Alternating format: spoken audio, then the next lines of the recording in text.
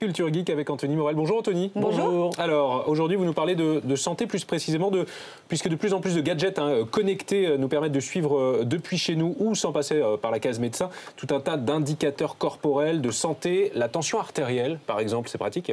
Oui, parce que le problème avec la tension, c'est que quand on la prend, on est chez le médecin. Quand on est chez le médecin, on est stressé. Et quand on est stressé, eh bien, ça peut fausser les résultats. Donc, il faut un petit objet connecté qui est fabriqué par une petite boîte française qui s'appelle WeThings, un tensiomètre personnalisé et connecté à son téléphone portable. C'est ça le plus important. C'est-à-dire que vous allez pouvoir prendre votre tension tranquillement depuis votre canapé, tous les jours, avoir des jolies courbes régulières via une application mobile et ça va être envoyé automatiquement à votre médecin si vous le souhaitez. C'est plus fiable et plus régulier que d'aller chez le médecin une fois tous les 3 mois. Je suis sûre que c'est addictif et que ça va devenir une passion pour certains. Un rêve d'hypocondriaque, un appareil qui va détecter en quelques secondes si je suis malade. Alors ça j'adore, c'est le thermomètre du futur. D'ailleurs c'est inspiré d'un gadget de Star Trek, de la série Star Trek qui s'appelle le tricorder.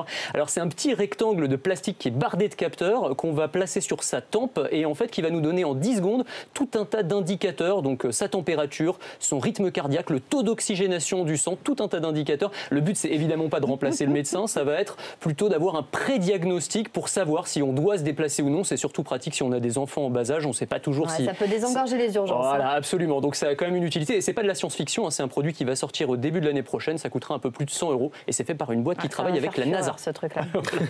Autre chose, certains objets électroniques, Anthony, vont même transformer la santé en une sorte de jeu vidéo. Oui, alors c'est le Fitbit. Le Fitbit, c'est un petit mouchard que vous allez placer dans votre poche et qui va traquer tout un ensemble d'indicateurs, le nombre de pas que vous faites chaque jour, le nombre de calories que vous brûlez, le nombre de fois où vous vous réveillez la nuit aussi. Et tous ces indicateurs, il va en faire un jeu. C'est-à-dire que vous allez pouvoir avoir des objectifs, brûler tel ou tel nombre de calories. On va vous donner des badges virtuels quand vous atteignez ces objectifs. Et surtout, vous allez pouvoir défier vos amis via les réseaux sociaux. Je parie que je peux brûler plus de calories que toi aujourd'hui. Je parie que je peux monter plus d'escaliers, etc. La santé qui se transforme en jeu vidéo, c'est un petit peu effrayant, mais en tout cas, ça existe. Voilà.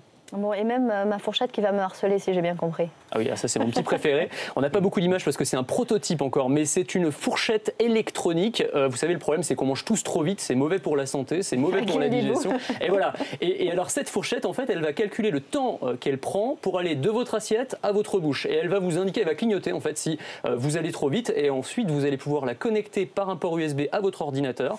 Voilà. Et ça va vous donner, ça va vous faire des jolis graphiques.